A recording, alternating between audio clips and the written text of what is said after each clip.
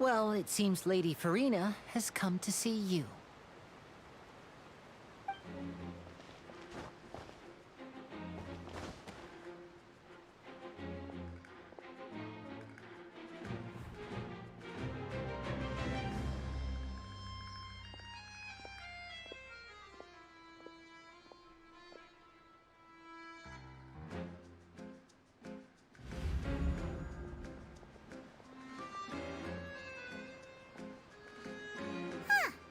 So, she's the Hydro Archon?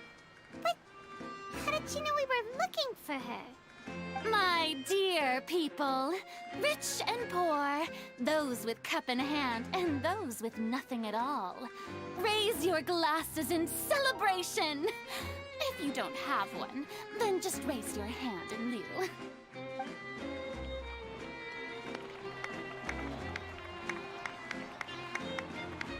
As you can all see, two unfamiliar travelers have arrived in our nation.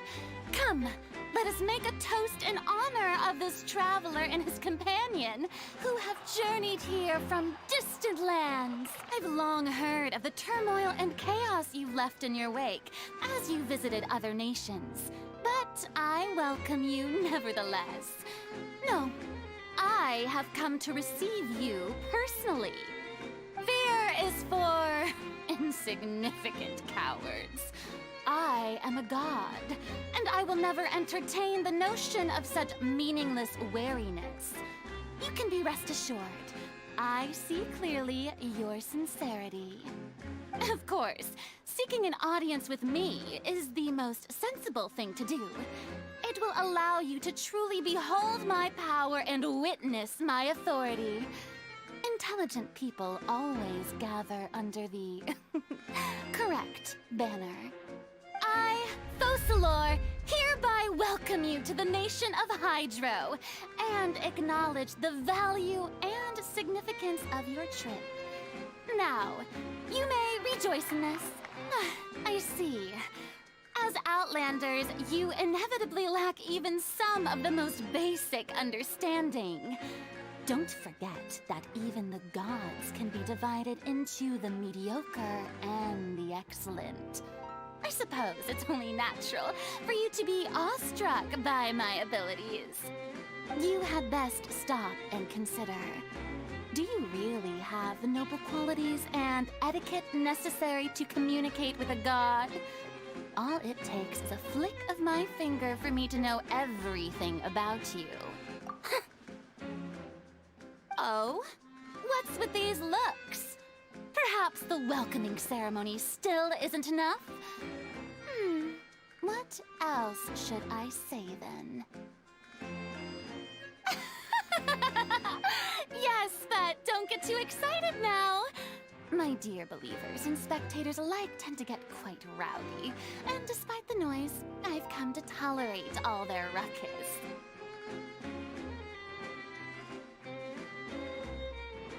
You may consider this my reward to all of you. I have determined that there will be an epic duel between myself and this traveler from another land, just as you were hoping to see. Are you not afraid? Might I remind you that this is a duel against the divine? Stand down, Clorend. I admire his bravery. Few have the courage to draw their sword against a god. He is obviously a true warrior. Unfortunately, people nowadays only crave to be thrilled, and a mere duel will not slake their thirst for excitement. You see. Then, as the god of justice, I shall face this traveler in another kind of duel. A duel in court! Oh, we have reason to put you on trial. It's obvious, isn't it? According to Fontaine law, no one is permitted to release any flying objects within Fontaine city limits during the first 3 days of each month. You are clearly guilty of violating this law, no? Precisely! Now, if you two have no objections, then in the name of the Hydro Archon, I order your arrest. Ah, great magician Linny, my beloved citizen. I'll permit you to object, but how exactly do you plan to prove your claim?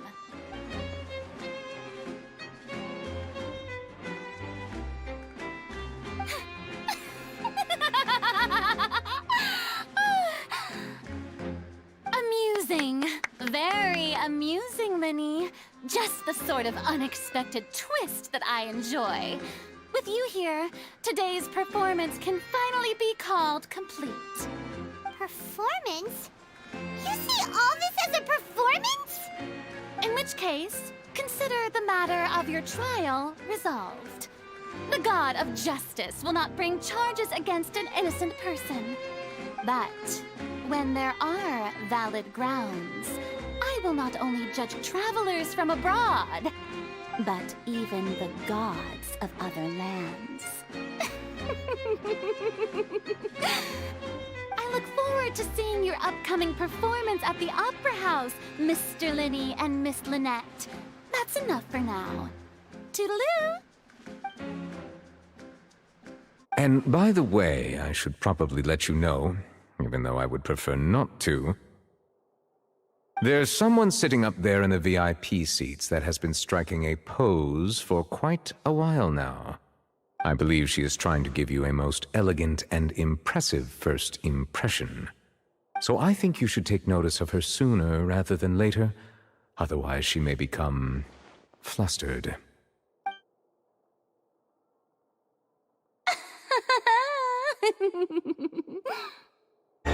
Using this water tank, I shall make my sister vanish completely, right before your very eyes.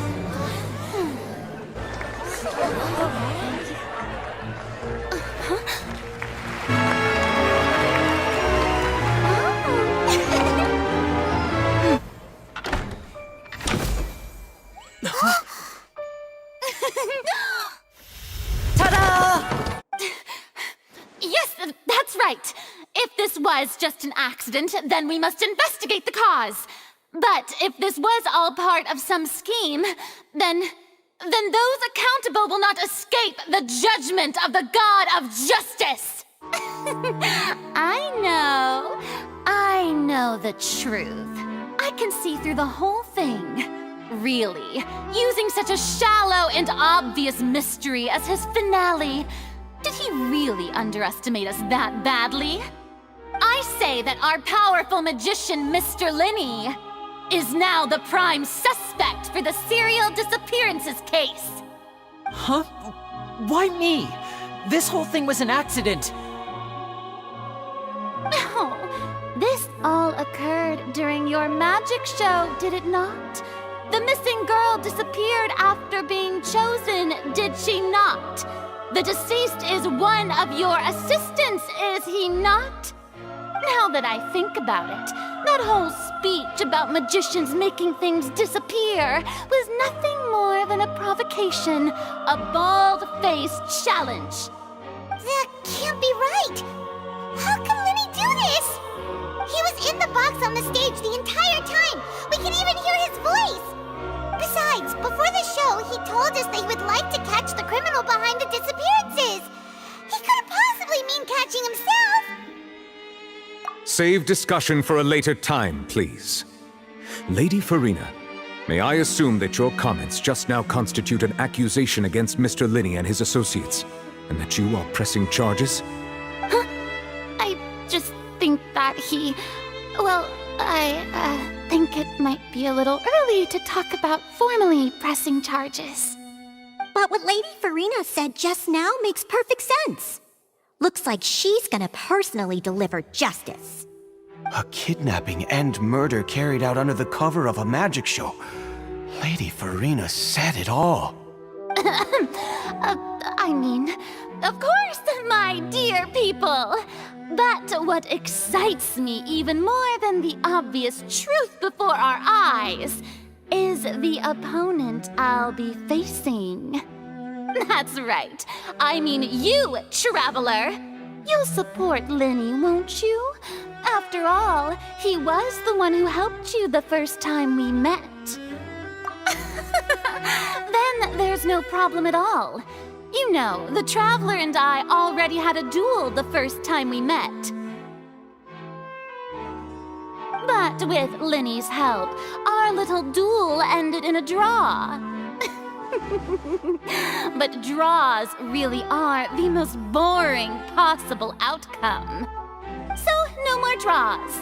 Between the two of us, there must be a clear winner and loser. And what better place to hold such a riveting showdown and decide the true victor than here, on the grandest of stages, the Opera Epiclese. It wasn't a draw. She obviously lost last time. I understand. Charges have now been pressed, and as such, a trial is in order. Well, traveler, seems Lady Furina has set you in her sights. But putting her dramatic rhetoric aside for a moment, I would like to ask you, are you willing to act as Mr. Linny's attorney and defend him in this case? Very well. The trial will be held a day from now in the Opera House. Both sides may investigate the scene to build their cases and search for the truth.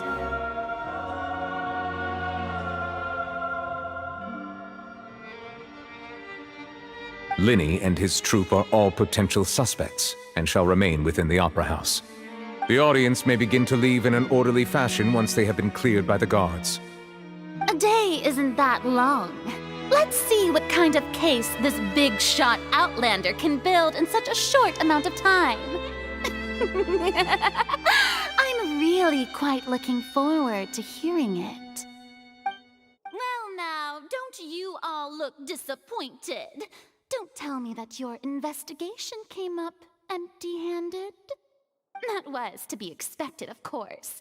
The guilty can never produce proof of their innocence. Why, of course I do. Allow me to take the first shot and break this case wide open. Mr. Linny is clearly lying. There is no way you could have been in the box the whole time if you were to abduct Halsey and murder Cowell. In fact, I'd say you were hardly in that tunnel at all. That is simply your hypothesis based on the presumption that I'm guilty. Oh, is that so? And if I may ask, what did you hear while you were inside your box? The roaring countdown of the crowd, of course. That's how I kept track of the time and built anticipation for the finale. And you didn't hear anything else at all? Nothing that might leave an impression of any kind? No, nothing. I see. But when the count reached 30 seconds or so, there was a thud. One so loud that I believe practically everyone heard it. Well then, ladies and gentlemen, allow me to use the words of the magician himself. You never know what can happen in the blink of an eye. Indeed, it seems his alibi can also collapse in the blink of an eye. Of course, I have armed myself to do far more than smash your alibi. Confidence cannot go unfounded, and my foundations are rock solid. Tell me, aren't you and Lynette actually from the House of the Hearth? Indeed. Then perhaps you could tell us everything that happened during that 1 minute. Your first priority is to prove yourself innocent, after all. I'm sure there is little that needs to be kept secret now. Unless your script already has holes in it. The Outlander is speechless. My, oh my, don't they look flabbergasted? Now comes the infighting and discord, I suppose. This was almost too easy. Good thing I made all those preparations. Seems the all-nighter I pulled last night is really paying off. You certainly have more professionalism than I thought. In that case, my dear audience, let's allow the joy of victory to steep for a little while longer. Ugh, that took long enough. Now then, if everyone would lend me their attention. At this stage, let's revisit that scene from Linny's perspective. In other words, you believe that he knew nothing of the incident? My reasoning? Well, your denial is very strident, I'll give you that. But what proof do you have to back your claims? Of course I do. If he had been in the magic box the whole time, how could he have not heard that sound? Why do you ask? You're saying that he wasn't? To think you'd use such logic. Well then, if it wasn't Linny who committed the crimes, then who was it? Oh, is that so? How interesting! Let's hear your reasoning then.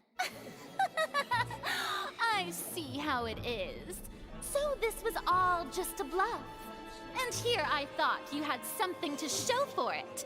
But it seems you're still far from the truth. Excuse my interruption, dear opponents. But do you not see that the crowd is growing impatient?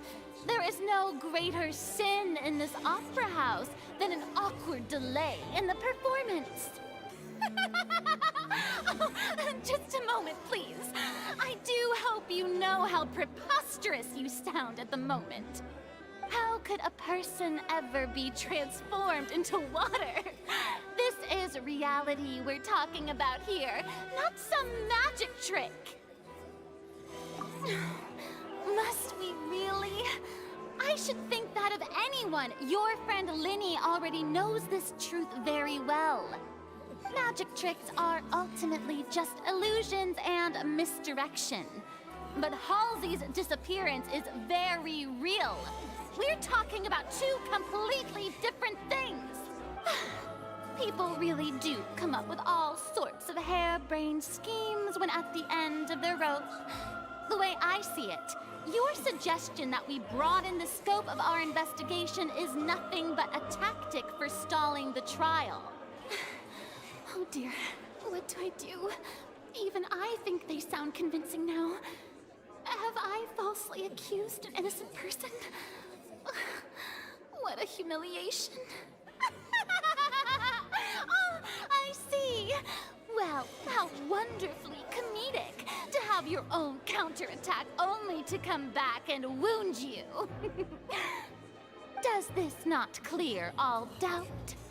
My dear citizens, my loyal audience, allow me to present my reasoning and bring this performance to a swift close. I think we've all seen enough now, and we have ample witnesses to my flawless reasoning. I believe this is indeed the finale. Now then, Lady Furina, do you wish to speak against the defense's statements?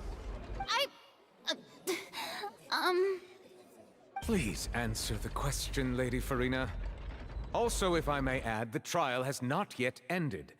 As such, I request that the prosecution not leave the room before the proceedings have concluded. What, are you reading my mind now? No, I have no further arguments. I admit defeat. But really, could you at least have left me with some dignity? Right! Your discovery caused me to make a serious mistake, you know. Or was that not a discovery, but false evidence that you dare to bring before this court?